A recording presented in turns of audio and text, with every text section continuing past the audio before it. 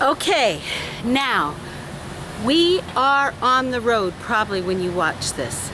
And you know how, anybody who has been watching me for a little bit knows I love to write to my friends and respond to their emails and stuff like that. Or not emails, what are the things called? YouTube comments and stuff. I love to respond, I love to form relationships. So we're probably on the road right now. I hurried up and dressed, I forgot to put a necklace on. Oh, well, Gina will be disappointed. But anyway, because I am making 4 today, my 4 birth stories, so we can put them out while I'm on the road. But anyway, so if I don't respond to you when you write, it's because I'll catch up when I get home, because right now, you know. Anyway, so my Sarah Grace Alvarez. So she was born January 12th, 1993. And let me see. Oh my goodness. I've been rushing and rushing. I've got to calm myself so I can remember my wonderful baby. Okay, what happened was it had been such a long time. You know, I like to have my babies pop, pop, pop, one right after the other. As I told you in the last video, as soon as I have one, I say, I want another one. I just adore them so much. But anyway, I thought that somehow I was too old and it had all dried up or something. And so we were even considering adopting, because we thought, oh my goodness, it's not happening, it's not happening. Well, finally, it did happen. And it turns out Lexi and Hannah are 19 months apart. It turns out Hannah and Sarah are 26 months apart.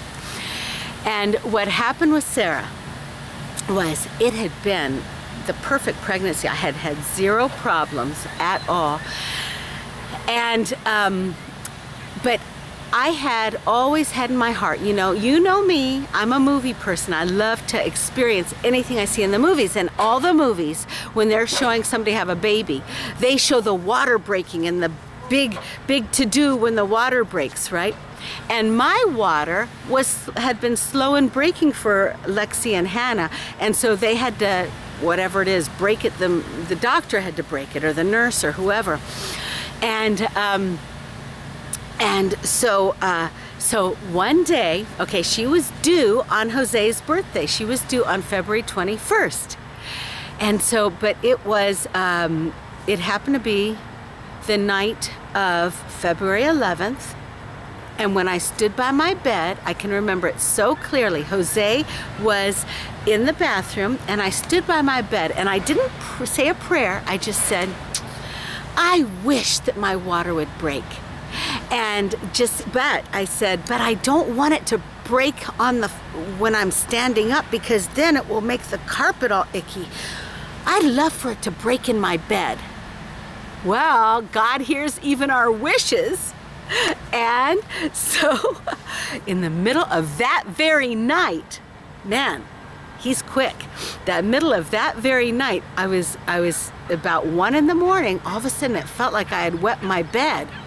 I was in a whole flood in my bed, and my water had broke, yay!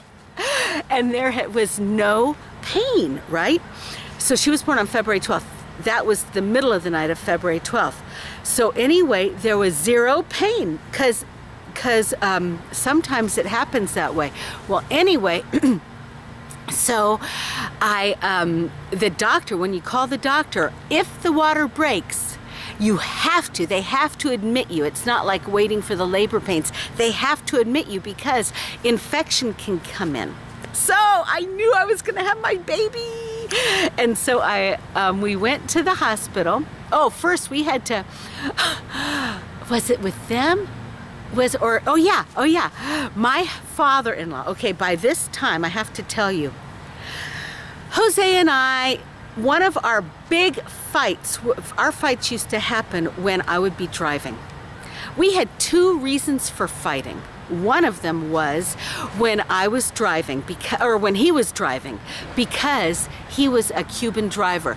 He used to drive with his arm out the window, and he would use his wrist to drive. I'm a very accurate driver. I make sure my hands are on 10 and, what is the one over here? 2, or yeah, 10 and 2. My hands are there, and even if I drive for 17 hours, my hands are like that. And he's just like this. And then he would also tailgate, and he would go over the line. And I was a nervous wreck. That was where our fights would happen, right? And one day, God told him, believe it or not, God said, stop the car, get out, and let her drive. God was on my side. And I've been driving ever since, and we hardly fight in the car. Thank God. Okay, but anyway, so that day, wait, I just gotta tell one more thing.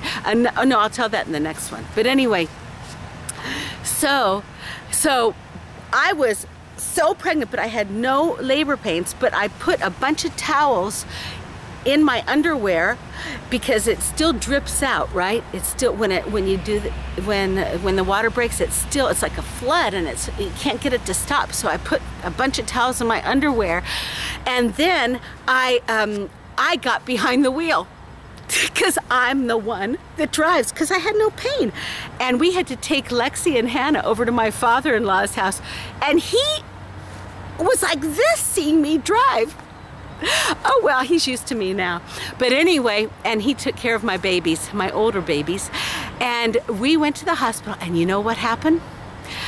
It was an absolute painless birth. I had learned from my last one. You remember, if you watch my one with Hannah, they waited until the last second, and it was too late in my body. I had to do the natural thing, which is not my cup of tea. And so, but this time, here I had zero pain, right? Because the water broke. And at the first little sign that I was gonna have pain, I said, could I please have my epidural? And they were not like the Nazis at the last hospital. They gave it to me. They gave me it. And they gave me a good dose because it lasted even after she was born. And she didn't come for a long time because it slows it down. But who cares? Let it be slowed down. I watched TV, right? And so anyway, my precious came, and oh my life was even more filled with joy. And my mom came, and I can't think of anything else significant, I don't think. So that's all for now. Next time's Timmy.